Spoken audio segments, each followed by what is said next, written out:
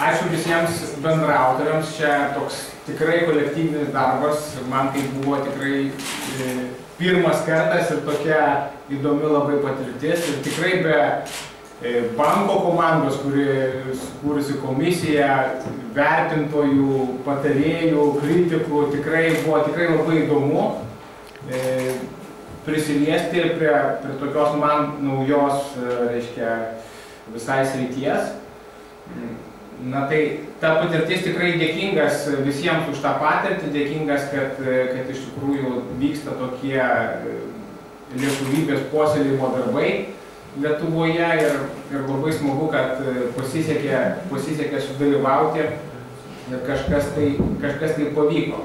Aišku, aš nemanau, kad mes galim po 300 metų užgožti Donelaičio saulę su sidabro gabalėliu, bet tikrai vykęs, reiškia, toksai pabandymas, reiškia, įamžinti, įprasminti, sakykime, dar kartą prisiminti kažkokio apvalaus jubiliejaus progą. Tiesą pasakius, turbūt nelabai kas per tos 300 metų ir pasikeitė, tie būrai yra išlikę.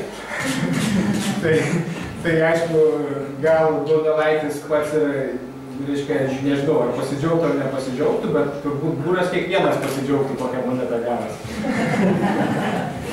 Na, o šiaip dar, aišku, su tokio Donelaičiu, tai mūsų tą kartą, tai žinoma, susipažino mokykloje. Tai aišku, esu dėkingas lietuvių kalbos mokytojai Daliai Drąsusavičienei, kuri, reiškia, supažindino su tuo autorium, kada teko, reiškia, deklamuoti, mokytis Donelaitį, tikrai labai šilti prisiminimai likę iš mokyklos laikų, kas turbūt ir tas visiems jau yra įaugę į kraują.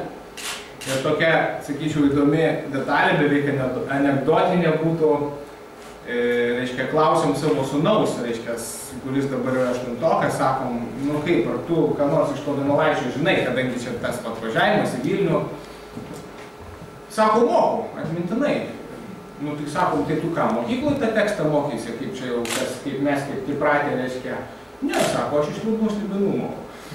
Tai vis tik tai man tas tikrai pačiam tokia nauja patirtis, kad, reiškia, po tiek, sakykime, metų kažkokiu tai programinio kūrinio, kuris būdavo mokyklose, staiga jisai visai naujai tai jaunai kartai vėlgi lieka aktualus ir jie moka tekstą. Nežinau, kiek jis jau mokės, man nedeklamavo, bet jisai gyrėsi, kad mokės.